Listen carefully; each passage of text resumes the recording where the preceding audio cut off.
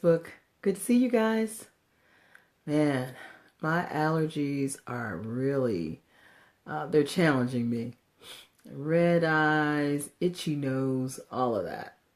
And some of you probably can relate. I have a question for you.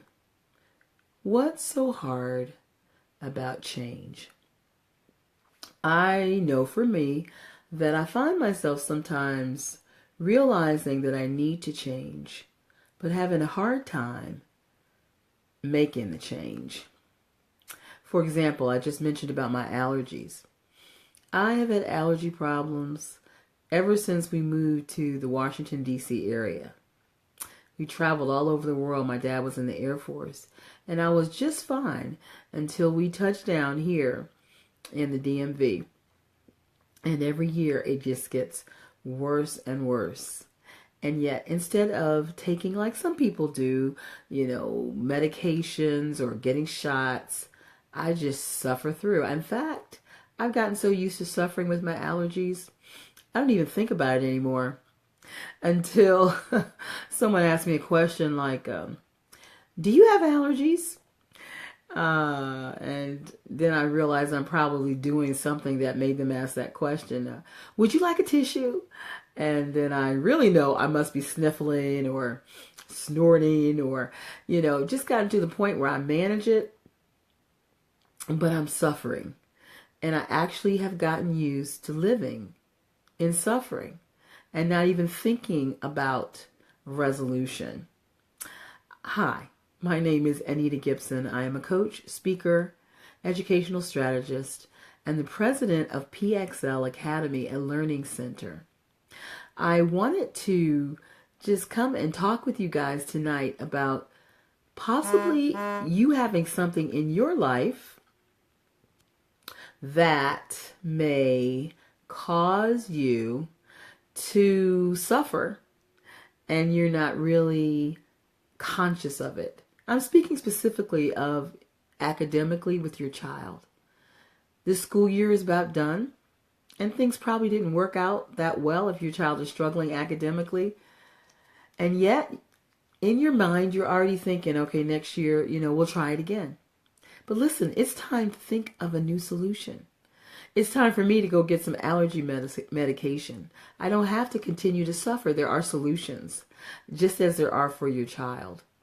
And so I encourage you tonight that if you find yourself struggling and suffering through your child's academic struggle, that you would take a moment to think, what can we do differently so that our child does not have to struggle with their academics this year?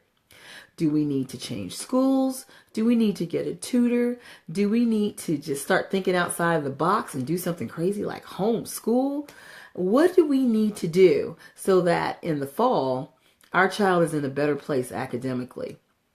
If we keep doing the same thing, we will get the same results. Now, I wanted to show you guys this flower. Now, if you notice, it has variated. See the yellow and the purple? But these are just purple. Hey, Jason, good to see you.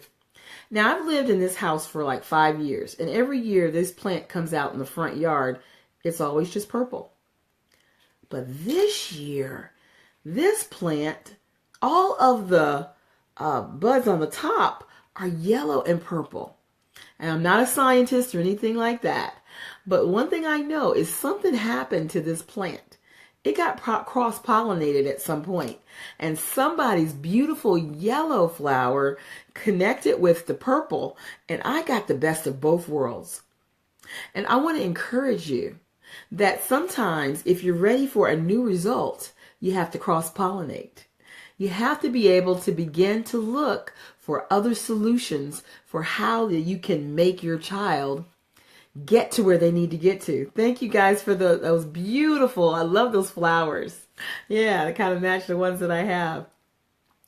And so I want to encourage you, don't be like me, suffering day in and out with the allergies, when there are solutions right in front of me that I just won't take the time to check. I just won't take the time to find out what works for me.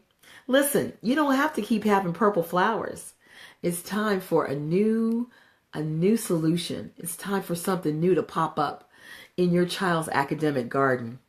And you can do that with just one or two little things that you tweak or change, with one or two things that you commit to this summer that you're going to do differently. That maybe the summer camp is going to be an academic camp and not just for fun.